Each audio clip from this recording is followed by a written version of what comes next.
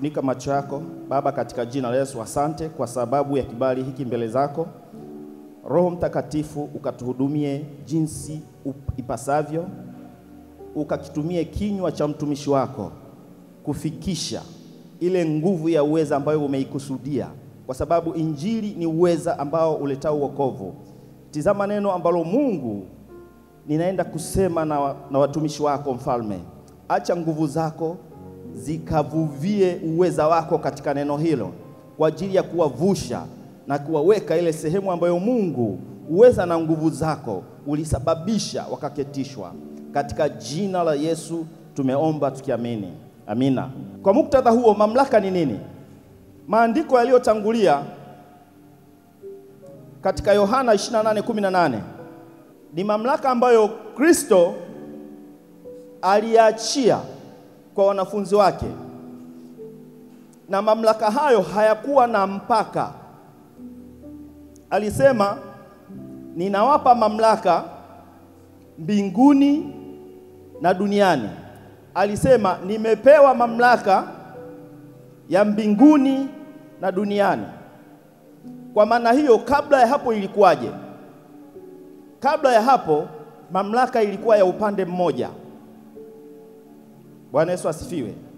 Mamlaka ilikuwa ya upande mmoja kwa sababu kuna wakati Kristo mwenyewe aliikataa mamlaka ya duniani, kwa sababu alikuwa hajakamilisha ule mchakato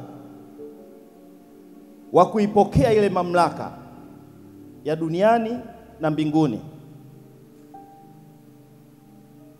Haleluya. Tunasoma katika kitabu cha na ufalme na mamlaka na ukuu na ufalme chini ya mbingu zote watapewa watu wa watakatifu wake aliye juu. Ufalme wake ni ufalme wa milele, na wote wenye mamlaka watamtumikia na kumtii. Okay. Tulinganishe Yohana 18 mstari wa 36. Taanzia hapo. Yesu akajibu, ufalme wangu sio wa ulimwengu huu. Kama ufalme wangu ungekuwa wa ulimwengu huu, watumishi wangu wangenipigania, nisije nikatiwa mikononi mwa Wayahudi, lakini ufalme wangu si wa hapa. Haleluya. Kwa nini Kristo alisema ufalme wangu sio wa dunia hii? Na wakati katika Mathayo 28:18 anasema nimepewa mamlaka mbinguni na duniani. Kristo aliikataa mamlaka mara ya kwanza kwa sababu alikuwa bado hajakamilisha mchakato wa ukombozi wetu. Alikuwa bado hajapitia katika ile mateso. Alikuwa katika ule mchakato wa kuidhihirisha, kuipitia ile njia ya wokovu. Kwa hiyo alikataa kwa sababu bado alikuwa hajateswa msalabani. Mamlaka ndani ya waumini ilikuja pale ambapo Kristo amekamilisha, amepitia mateso, amekamilisha, akafufuka. Alipofufuka ndipo ile mamlaka ikadhihirika tena. Haikuwa tena ya upande mmoja. Tukumbuke Kristo wakati anapelekwa kuteswa, aliandikiwa mashtaka. Shida ilikuwa ni mamlaka.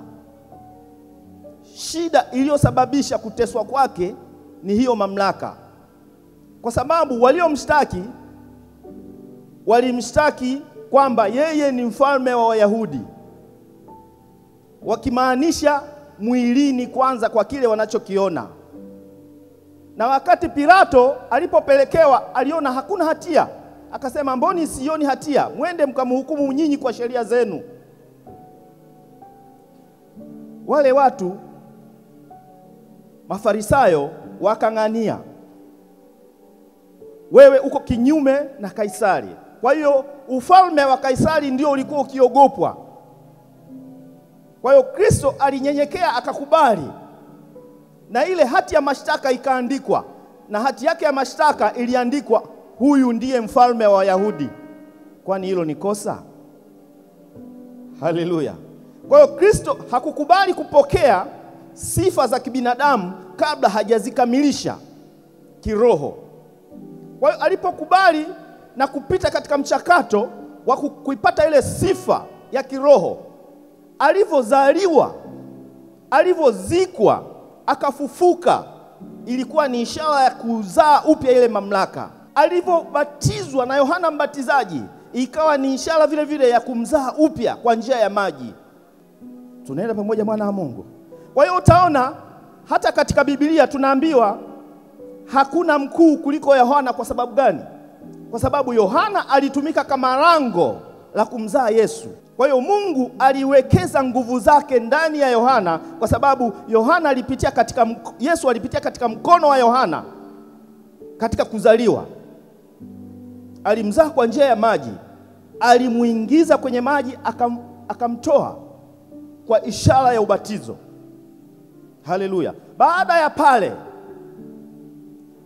Biblia inatuambia Yohana aliona, nazungumza Yohana Mbatizaji, Yohana aliona malaika wakishuka kwa kasi sana, wakaingiza ile mamlaka ndani ya Yesu, ikimshuhudia kwamba huyu ndiye mwanangu mpendwa niliyependezwa naye, msikilizeni yeye. Kuanzia pale ndipo mamlaka ilianza kutenda kazi ndani ya Yesu. Ile mamlaka ya mbinguni na duniani ndiyo ilianza kutenda kazi ndani ya Yesu. Pale sasa ndipo anasema, ana ujasiri wa kusema kwamba mamlaka niliyopewa na mimi ninawapa. Kwa hiyo asili ya mamlaka ya muumini, ya mtu mwenye haki, ni Mungu mwenyewe. Kwa sababu Mungu anaposema na tuumbe mtu kwa sura na mfano wetu akatawale, manake ni kwamba alikuwa ana delegate power, alikuwa anatoa mamlaka, anaikabidhi mamlaka kwa mtu aliyemuumba kwa sura na mfano wake. Kwa hiyo wewe uliyezaliwa kwa mbegu isiyoharibika, wewe ni sura na mfano wa Mungu. Haleluya. Kama wewe ni sura na mfano wa Mungu, maana ni kwamba mamlaka alionayo Mungu ndiyo iliyokuwemo ndani yako. Wewe ni DNA ya Mungu kabisa. Kwa hiyo kama wewe ni DNA ya Mungu kabisa, Mungu alivyomaliza kuumba, kazi ya kuumba haikuwa ya Mungu tena. Mungu haumbi tena. Kazi ya kuumba ni wewe, kwa sababu wewe ndiye uliyepewa hiyo mamlaka ukamwakilishe katika nchi. Kwa hiyo Mungu yeye anatawala katika ulimwengu wa roho, yuko mbinguni, na wewe umepewa dunia uitawale na vyote vilivyomo. Haleluya. Sema hivyo ndivyo nilivyo. Mamlaka huwa ina sifa zake, ina kriteria zake. Mamlaka yoyote huwa inazungumzia, ina eneo lake maalum. Katika ulimwengu wa roho, eneo hilo maalum, eneo lenye mamlaka, hilo eneo unaweza ukaliandika ni nafasi. Kitu kingine,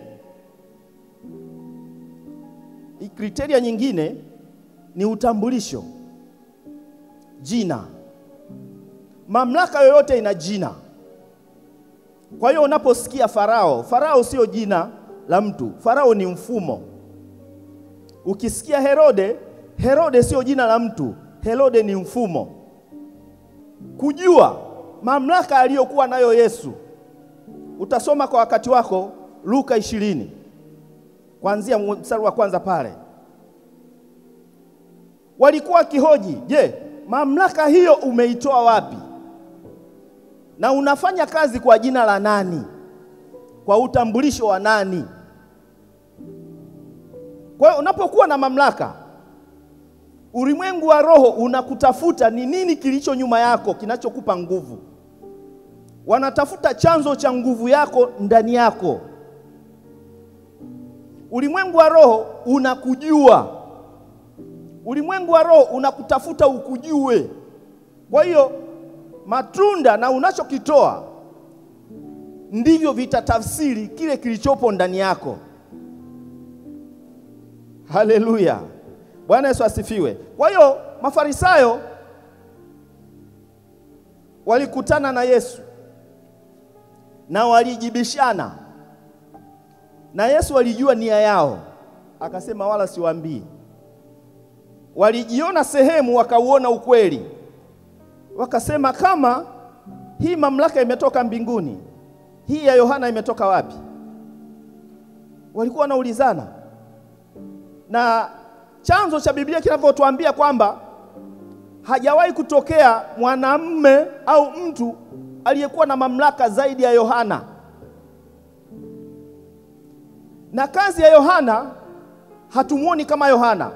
Yohana tunachokiona ndani yake ni kusudi la Mungu lililopo ndani ya Yohana. Tunamuona Yohana kwa sababu Yohana alibeba roho ya Elia. Utasoma kwa wakati wako Luka 1:17 pale. Yohana alikuja kwa roho ya Elia. Elia alikuwa na taski gani katika ulimwengu wa roho, katika ufalme wa Mungu? Kile alichokuwa amekibeba Elia alikwenda nacho. Alafu baadaye tunamuona Yohana anakuja kwa roho ile ile kwa kazi ya kumwandalia Kristo nafasi ya kukamilisha kusudi. Kwa hiyo unapokuwa na mamlaka ya kiungu ndani yako, mbingu zinajipanga, mbingu ziko tayari kukusaidia kukamilisha mpango. Maana kwenye kusudi ili likamilike ni lazima kuwe na mpango wa kukamilisha hilo kusudi. Kwa hiyo mbingu zinaandaa mpango wa kukamilisha kusudi la Mungu ndani yako, kwa sababu mamlaka ipo. Wewe hukuumbwa kuja kuwa chochote. Haleluya. Umeumbwa kuja kuliishi kusudi. Kwa hiyo Mungu na mbingu zinajipanga kutengeneza mpango wa kukamilisha kusudi ndani ya maisha yako. Haleluya. Paulo anatamani kanisa lijitambue. Anaomba maombi ya ajabu sana. Anasema macho ya mioyo yenu yatiwe nuru. Yaani muone kile anachokiona.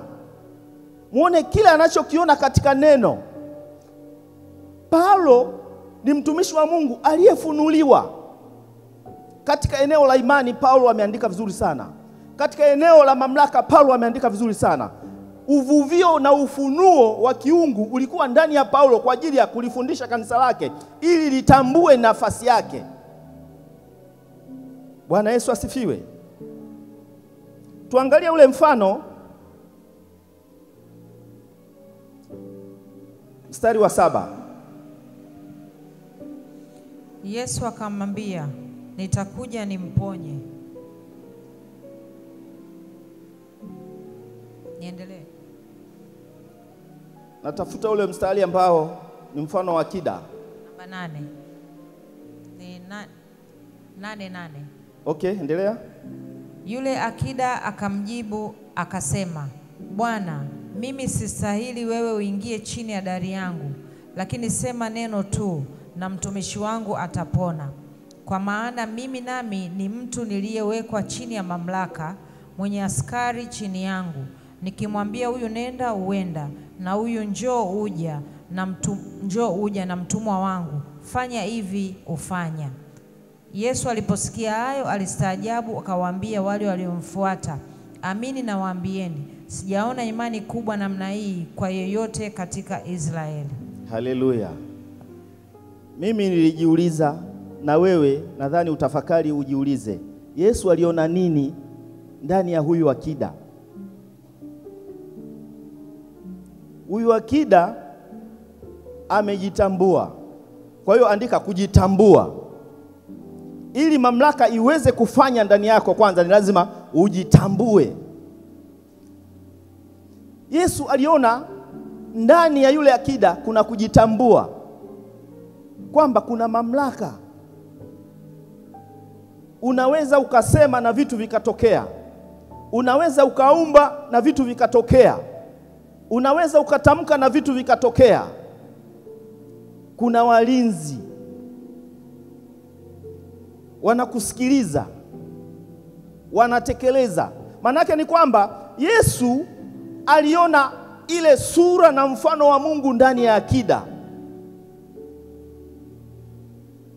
Yesu aliona sura ya Mungu ndani ya akida kwa sababu aliona kuna kujitambua ndani yake, kwamba kumbe huyu anaijua hii mamlaka, anatambua nafasi yake, anatambua jinsi ilivyo mamlaka, anajua nguvu ya uweza wa Mungu ndani ya mtu mwenye mamlaka. Kwa hiyo Yesu alijiona yeye ndani ya yule akida. Bwana Yesu asifiwe. Muda ule ule ambapo yule akida alikiri na kutambua kwamba Kristo aseme neno tu na mtoto wake atapona, muda ule ule uponyaji ulimfikia yule mtoto. Kwa hiyo mamlaka ya kiungu ni mamlaka ambayo haifungamanishwi na mipaka ya kibinadamu, haizuiliwi na nguvu za asili. Haleluya. Kwa hiyo nitaenda kuzungumzia zaidi nguvu ya uweza wa Mungu. Hiyo ndiyo mamlaka ya mtu aliamini. Nguvu ya uweza wa Mungu. Hii nguvu ya uweza wa Mungu ni tofauti na nguvu ya Roho Mtakatifu anayetusaidia. Hiki ni kitu kingine. Roho Mtakatifu anakuja kukusaidia, kuisaidia hii nguvu, kukusaidia wewe ujitambue, kukusaidia wewe ujue, kukufundisha ili uijue hii nguvu. Kwa hiyo nguvu ya uweza wa Mungu, hii ndiyo mamlaka ya muumini. Nguvu ya uweza wa Mungu, huu ndiyo sura na mfano wa Mungu ulio ndani ya muumini. Nguvu ya uweza wa Mungu ndiyo Paulo anasema macho ya mioyo yenu yatiwe nuru ili mjue uweza na ubora wa hiyo nguvu. Hii nguvu ya uweza wa Mungu ndiyo inayokuwezesha vile vitu vyote vilivyoshindikana. Kwa hiyo wakati wote ukijitambua position yako katika ulimwengu wa roho, ukijua nafasi yako katika ulimwengu wa roho, ukiapply nguvu ya uweza wa Mungu, ukiapply mkono wa Mungu ulio hodari, haleluya, hii nguvu inafanya kazi. Haleluya. Bwana Yesu asifiwe. Tusome andiko Efeso 1 kuanzia mstari wa 18 hadi wa 22. Tuchambue hii nguvu ya uweza ambayo ndio mamlaka ya mtu aliamini inakaa hapo. Macho ya mioyo yenu yatiwe nuru, mjue tumaini la mwito wake jinsi lilivyo, na utajiri wa utukufu wa urithi wake katika watakatifu jinsi ulivyo, na ubora wa ukuu wa uweza wake ndani yetu tunaoamini jinsi ulivyo, kwa kadiri ya utendaji wa nguvu za uweza wake aliyotenda katika Kristo alipomfufua katika wafu, akamweka mkono wake wa kuume katika ulimwengu wa roho, juu sana kuliko falme wote na mamlaka na nguvu na usultani na kila jina litajwalo, wala si ulimwenguni humu tu, bali katika ule ujao pia. Akavitia vitu vyote chini ya miguu yake, akamweka awe kichwa juu ya vitu vyote kwa ajili ya kanisa, ambalo ndilo mwili wake, ukamilifu wake, anayekamilika katika vyote katika. Haleluya. Hii nguvu ya uweza wa Mungu ndiyo nguvu inakutofautisha wewe na uwezo wa wenye nguvu wengine. Hii nguvu ya uweza wa Mungu ndiyo inayokutofautisha wewe na wale wengine ambao wana uwezo katika ulimwengu wa giza. Kwa sababu walijaribu kufanya, walikuwa na uwezo wa kufanya, lakini hawakuwa na uweza. Mbele ya Farao walifanya miujiza. Wote walitengeneza fimbo zikageuka nyoka. Lakini nguvu ya uweza ilifanya tofauti. Hii ni nguvu ya Mungu mwenyewe ambayo ndiyo mfano wako ulio ndani yako. Bwana Yesu asifiwe. Hii nguvu ya uweza wa Mungu ndiyo inayofufua vitu. Hii nguvu ya uwezo wa Mungu ndio inayofanya vitu vifanyike tofauti na sheria za kibinadamu. Hii nguvu ya uwezo wa Mungu ndio iliyotenda kazi ndani ya Sara akiwa na miaka 90 anazaa mtoto. Yaani inatenda kazi kinyume na mipaka, kinyume na sheria za kibinadamu. Hii nguvu ya uwezo wa Mungu ndio inayokufanya wewe useme vitu vinatokea, alafu watu wanashangaa huyu mtu ameponywaje. Hii nguvu ya uwezo wa Mungu ndio inayookoa. Inakushawishi unaokoka, unatoka kwenye maangamizi. Hii nguvu ya uwezo wa Mungu ndio inayokufanya wewe wakuone ni mtu wa ajabu. Ni lazima uishi katika hii nguvu ili uione mamlaka ya kiungu inatenda kazi ndani yako. Wakati wengine wanaona tofauti, wewe unaona kama jinsi Mungu anavyoona.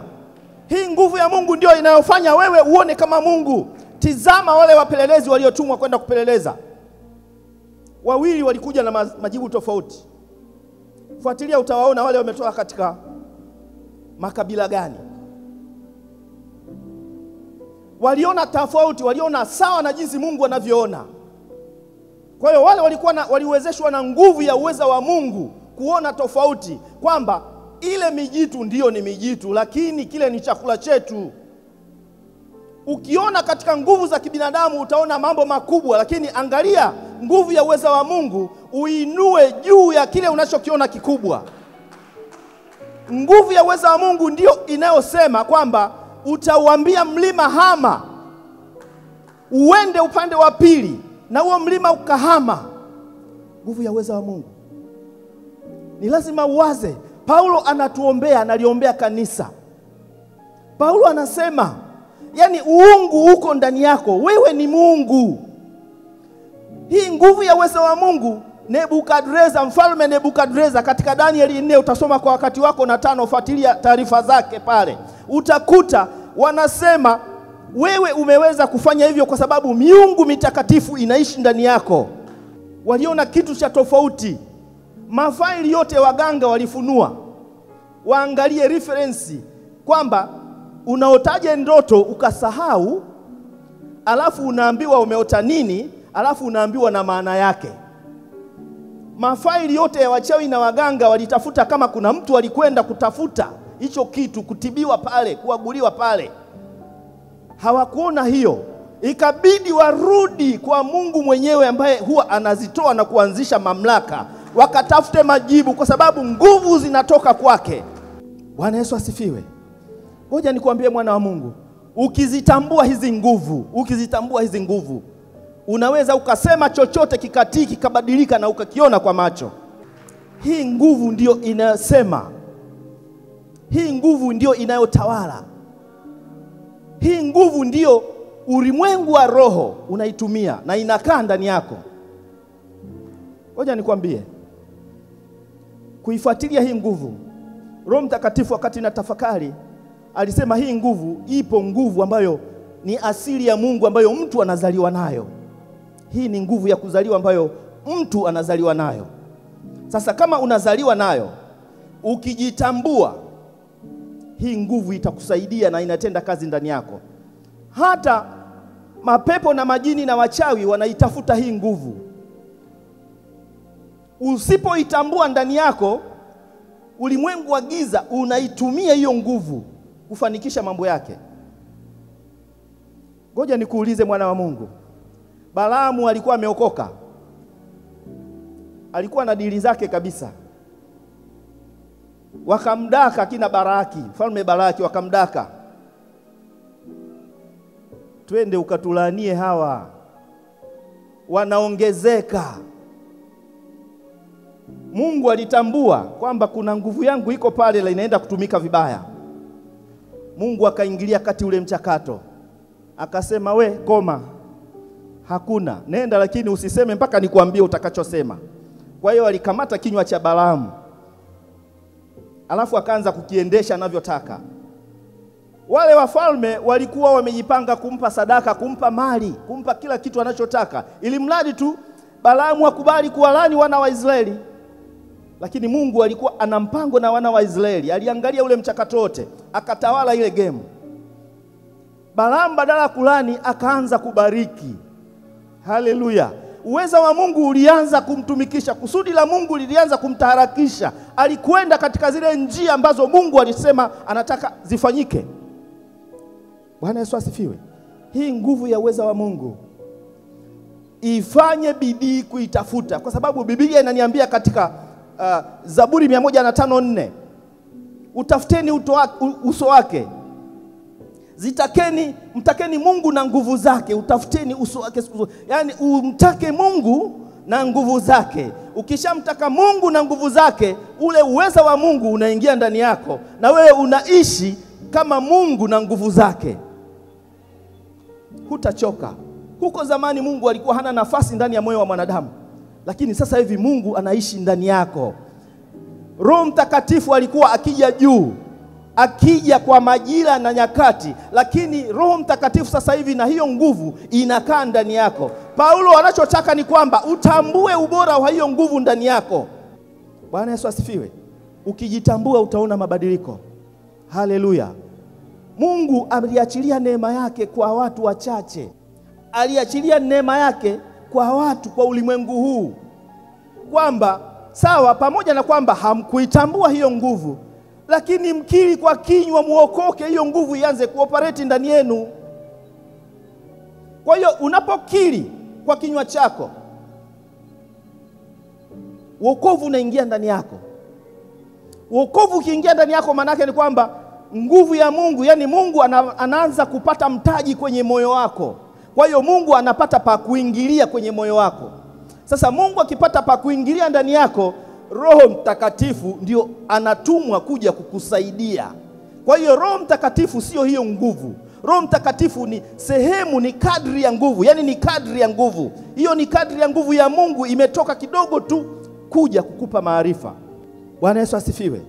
Kwa sababu anasema katika Efeso 3:20, tuwazavyo, tuombavyo.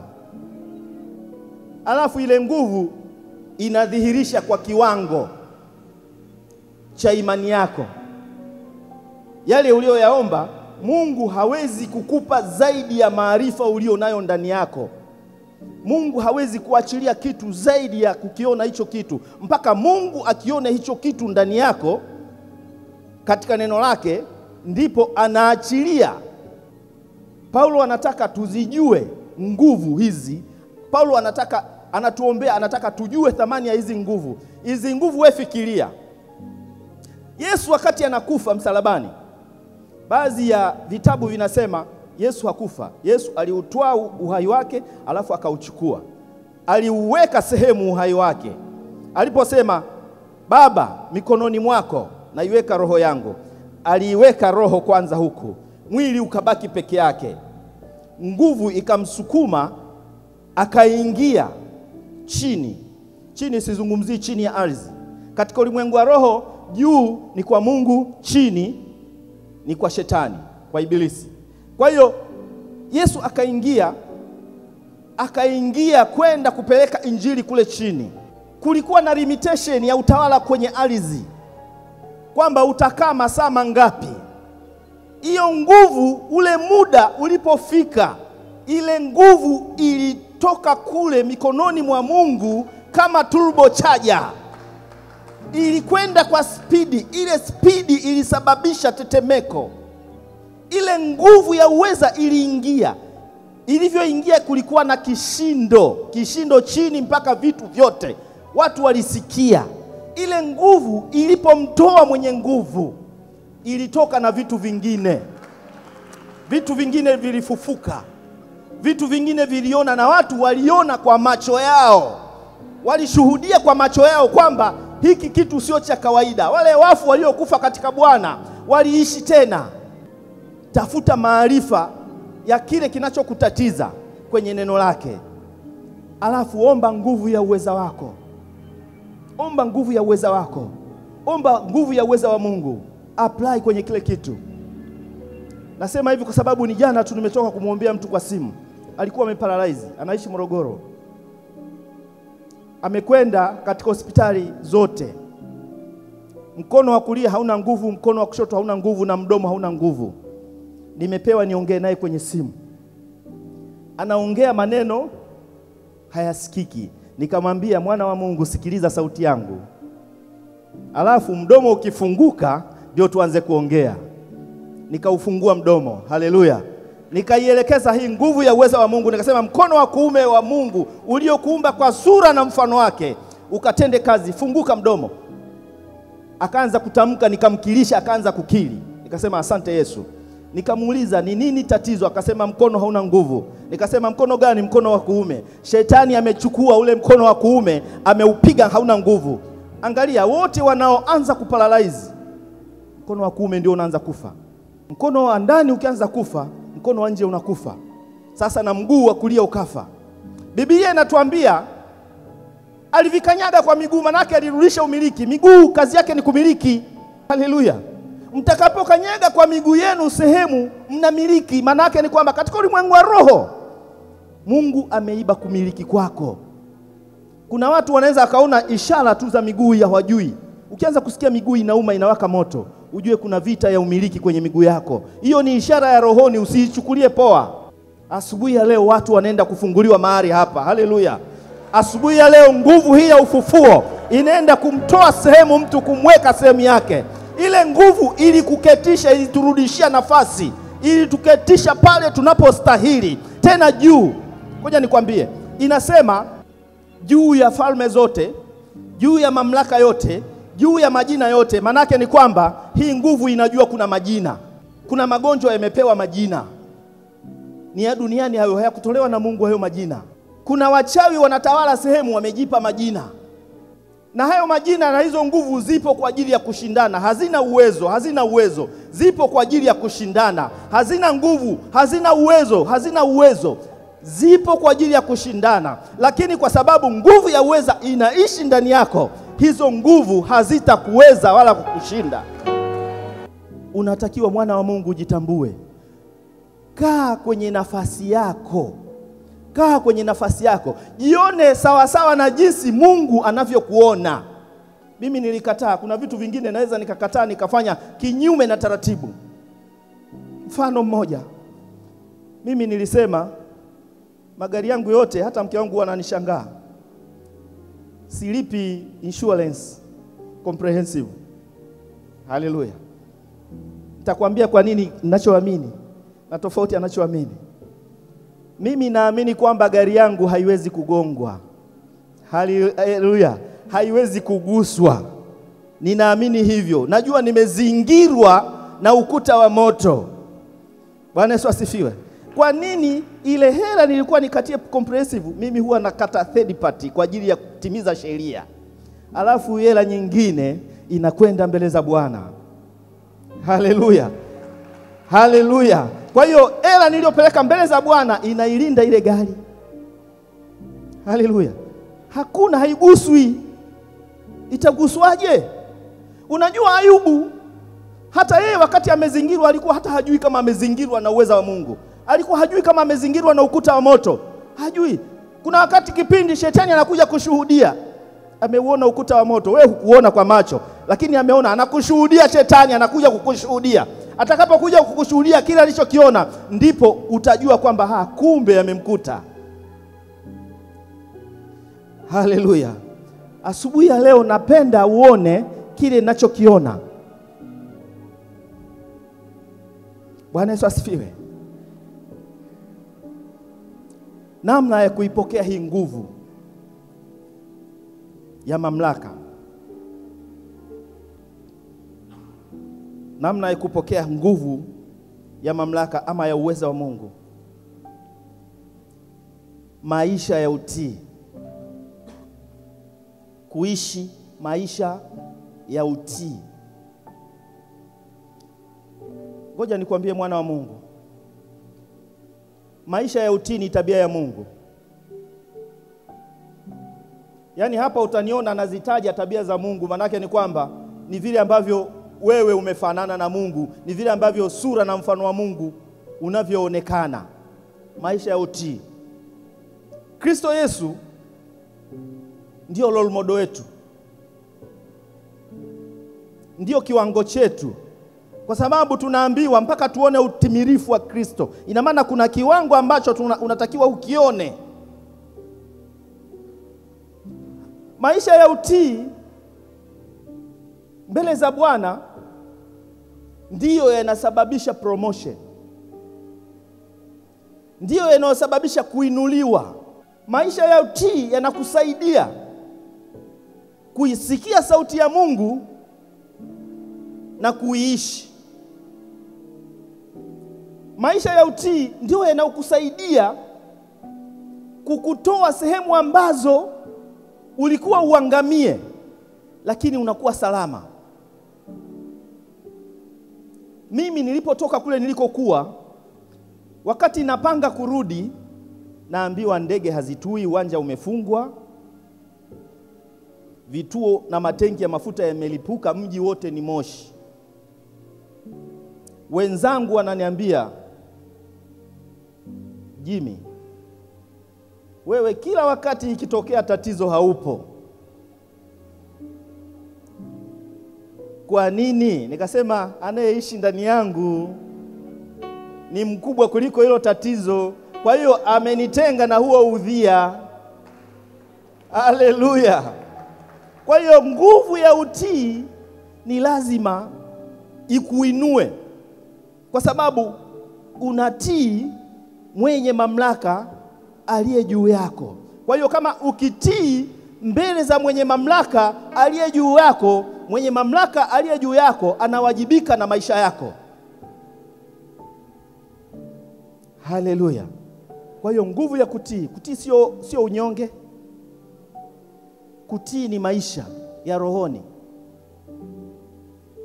Kwa sababu unapotii neno la Mungu, unapotii sauti ya Mungu, unapotii sheria ya Mungu, ndipo malaika wanapata nafasi kushughulika na wewe. Hata malaika ambao wapo kwa ajili ya watakatifu wanasimamia utii. Ukishajitambua, na ndio maana Yesu anawaambia, ombeni mtapewa, tafuteni mtapata, bisheni. Manake kuna vitu ambavyo mamlaka ya uweza iko ndani yako, huombi juu. Unatakiwa uamuru. Katika Mathayo 7:7 pale kwenda mbele, hutakiwi uamuru, hutakiwi uombe juu. Kuna vingine tayari katika ulimwengu wa roho vipo tayari kwa ajili yako. Kwa hiyo unachotakiwa ujue hii nguvu iliyopo ndani yako, fuata mchakato. Hiki natakiwa nikipange hapa, hiki kije hapa. Ni wakati sasa wa kubisha mlango, niko tayari, nataka kuingia. Lakini sasa Roho Mtakatifu, Yesu Kristo anasema, nimekupa funguo.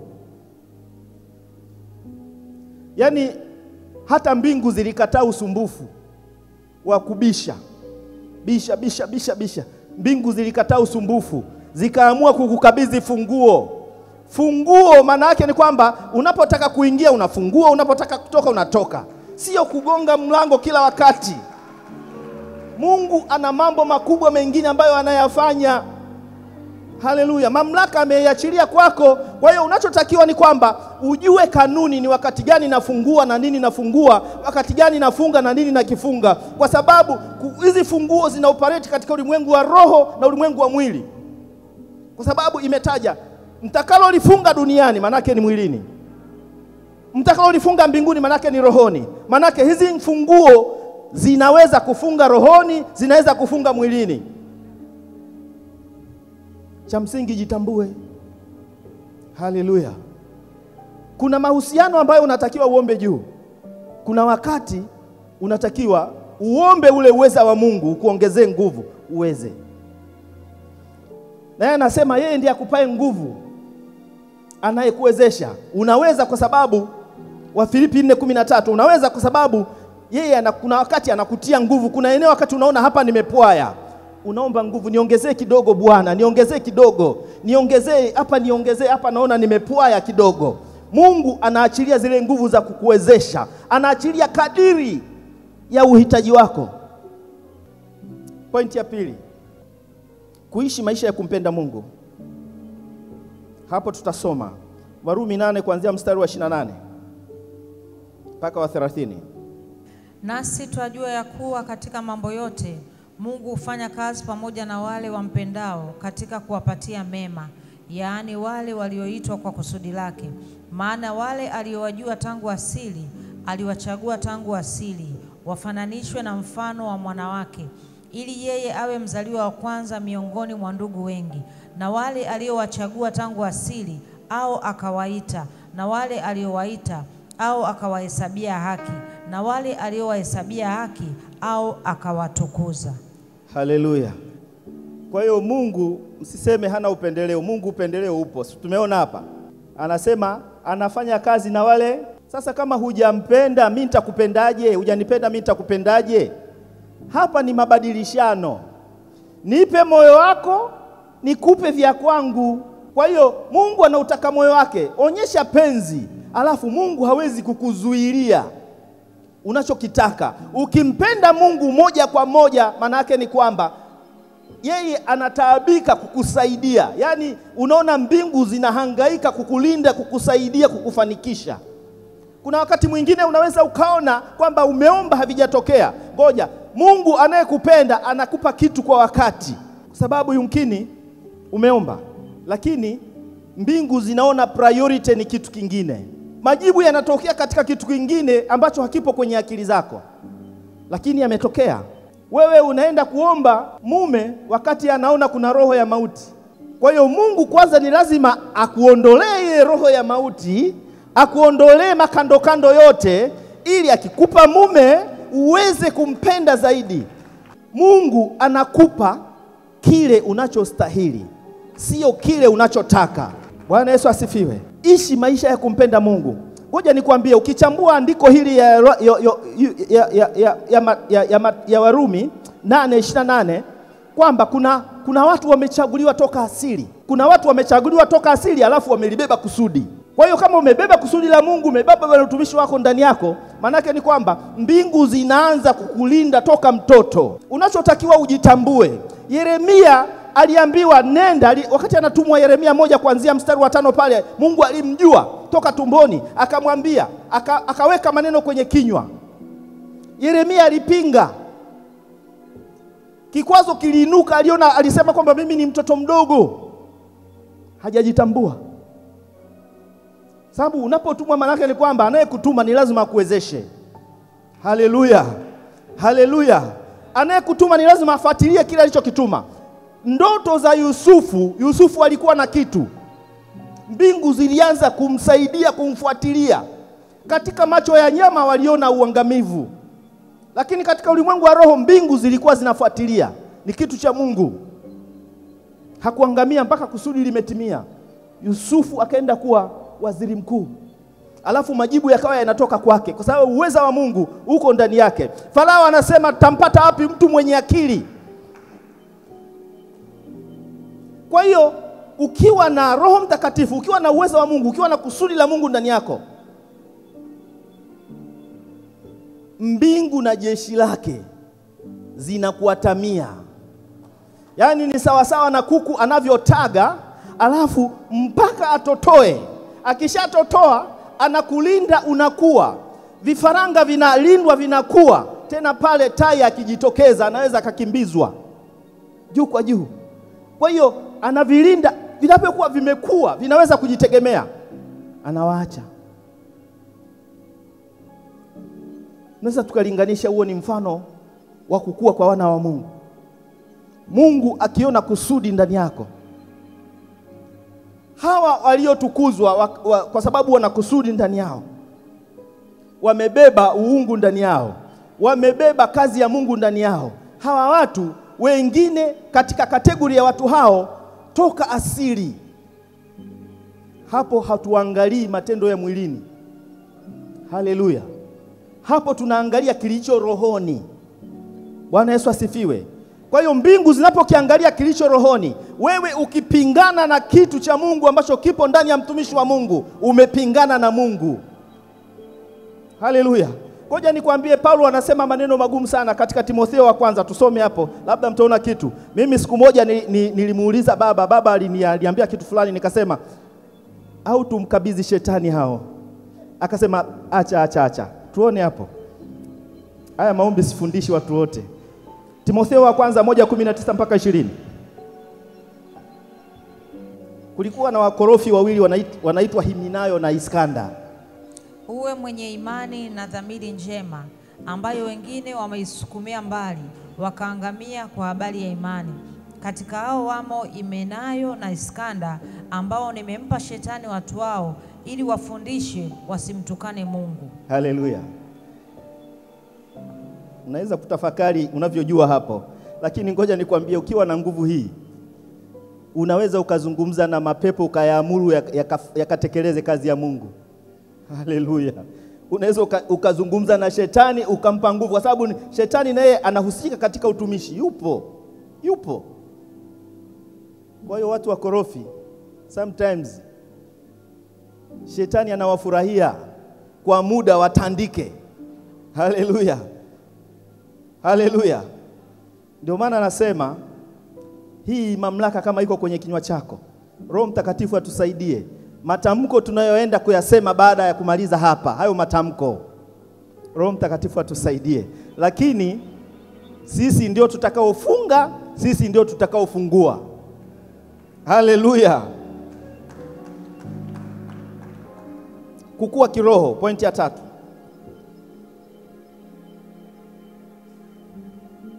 Efeso 3 kuanzia mstari wa 18 hadi wa 18.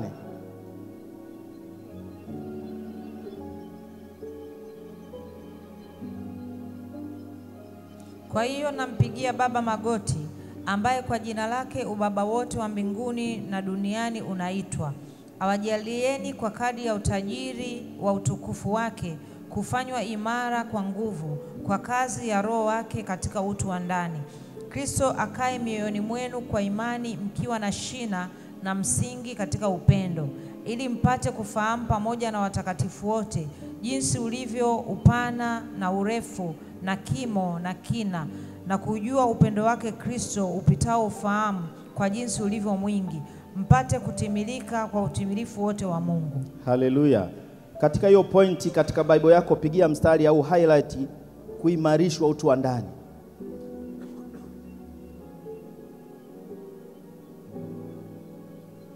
Ukiwa imara kwa utu wako wa ndani, ndio unaweza ukastahimili mamlaka. Ukiimarishwa ndani yako, ukiimarishwa na uweza wa Mungu, unaweza ukatembea vizuri katika mamlaka ambayo Mungu ameweka ndani yako. Lakini katika kuimarika ni lazima, ni hiari yako, ni wewe mwenyewe mpaka utake. Baba huwa anasema mtoto msumbufu huwa ndio anakuwa. Haleluya. Kwa hiyo katika kuimarika ni lazima uwe na kiu ya kutaka kukua, uwe na kiu ya kutaka kuongezeka. Ngoja, wakati mwingine huwezi ukakabidhiwa funguo wakati sio mwaminifu. Hujakuwa, huoni thamani ya ule ufunguo. Kwa hiyo mbingu ili ziachilie ile mamlaka, ni lazima zione kuna level fulani umefika, sasa tukuachie uende. Kwa sababu mbegu iliyopandwa, mbegu isiyoharibika iliyopandwa, Mungu hawezi kuiacha hiyo mbegu ikaharibika hata siku moja. Na ndio maana unakuta watu wanaingia wanatoka, lakini ikifika kipindi Roho Mtakatifu anawakamata. Manake ni kwamba wameacha mambo ya kitoto. Haleluya. Kwa hiyo matendo ya rohoni ndiyo yanayofanya nguvu za Mungu ziweze kutenda kazi ndani yako. Matendo ya rohoni ambayo yanatokana na neno la Mungu ndiyo yanayokusaidia wewe ili Mungu aone sura na mfano wake ndani yako. Kwa hiyo ni lazima utake kukua, uwe na bidii ya kutafuta maarifa, uwe na bidii ya kumtafuta Mungu, ili uwe na bidii wa kumjua Mungu. Anapozungumzia upana, kina, urefu, maana yake ni kwamba anataka dimension zote umjue Mungu. Katika kila kitu uwe na maarifa. Na Biblia inaniambia hutazitegemea akili zako, sababu akili huwa zinakupeleka mwilini. Haleluya. Bwana Yesu asifiwe. Tunaenda kumalizia pointi 2 za mwisho. kumlingana Mungu.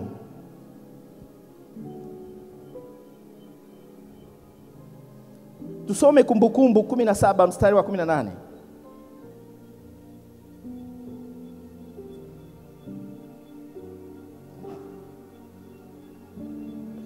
Tena na iwe zamani aketipo juu ya kiti cha ufalme wake, ajiandikie nakala ya Torati hii katika chuo, kufuata hicho kilicho mbele ya makuhani wa Lawi.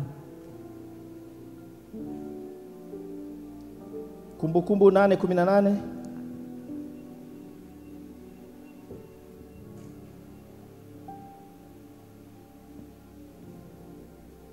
Bali utamkumbuka Bwana Mungu wako, maana ndiye akupaye nguvu za kupata utajiri, ili alifanye imara agano lake alilowapa baba zako, kama hivi leo.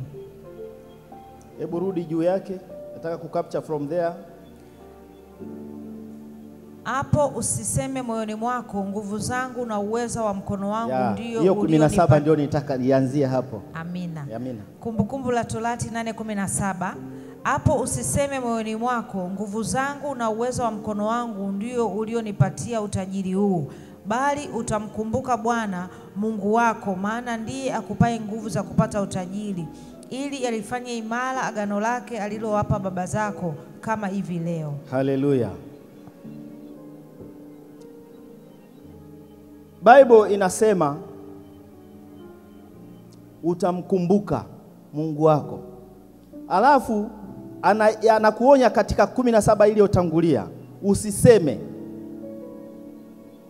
Kwa hiyo anakukumbusha, anasema kwamba ni nguvu zake, nguvu za uweza wake ndizo zinaweza kukupa mafanikio. Ndio nguvu zinazoweza kukuwezesha wewe kuita pesa mashariki, magharibi, kusini, kaskazini. Ndio nguvu za uweza wake zinazoweza kukufanya uone utoshelevu katika maisha yako.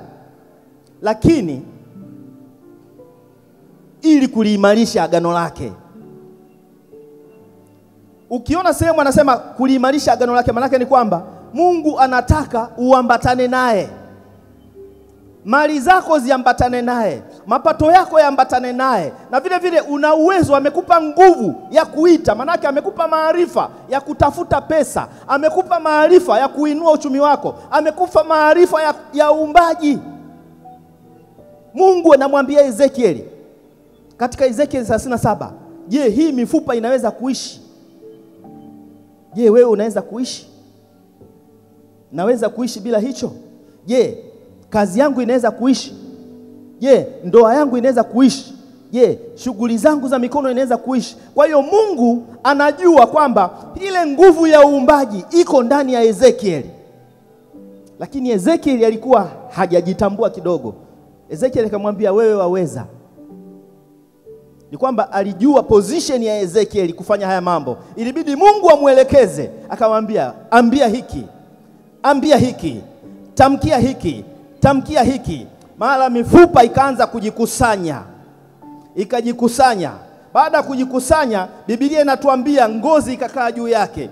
Mishipa ya damu ikaingia sasa. Tukaona kuishi kunaanza kufanyika. Baada kumaliza vitu vimekusanyika pamoja, Mungu akamwambia sasa ita uhai. Hapo ilikuwa kazi sasa ya wenye uhai wanne. Haleluya.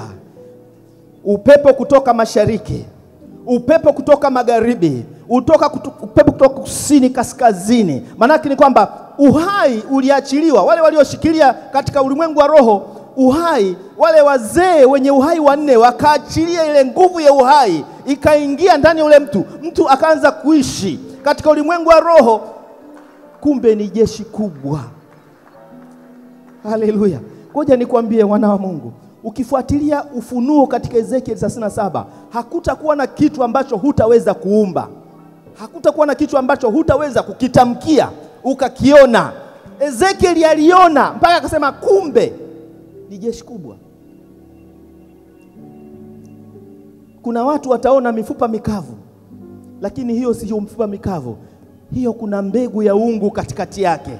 Kuna uweza wa Mungu katikati yake, unaoweza kufufua, unaoweza kuinua, unaoweza kuyadhihirisha mambo yaonekane.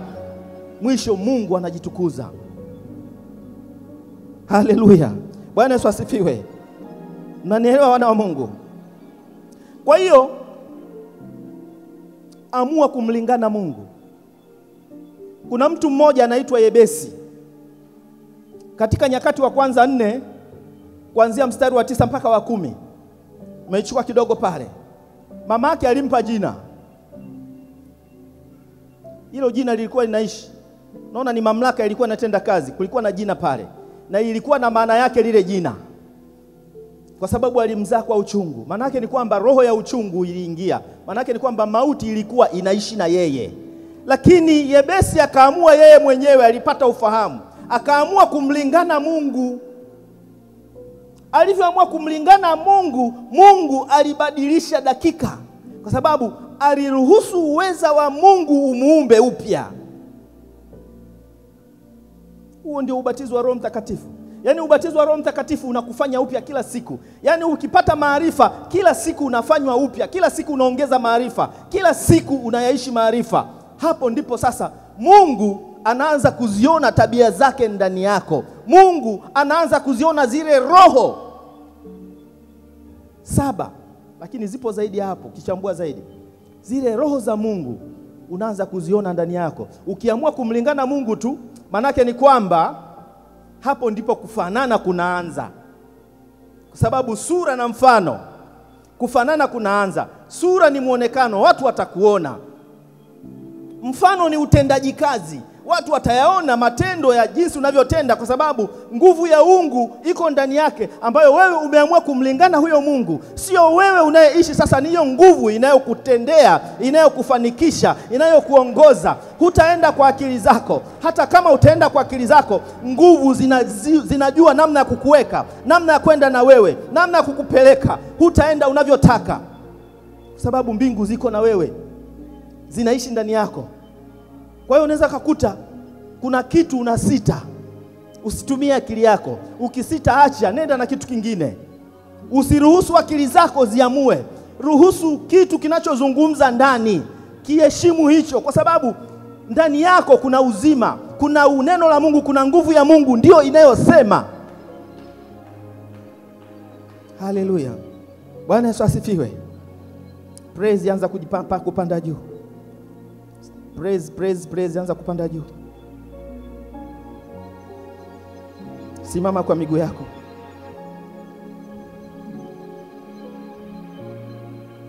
Kama hujashiba vizuri, ungana na mimi, naendelea ibada ya pili. Haleluya. Haleluya. Haleluya. Kuna pointi utaziona ibada ya pili, utazisikia ibada ya pili. Tuweke picha ya aposto hapo.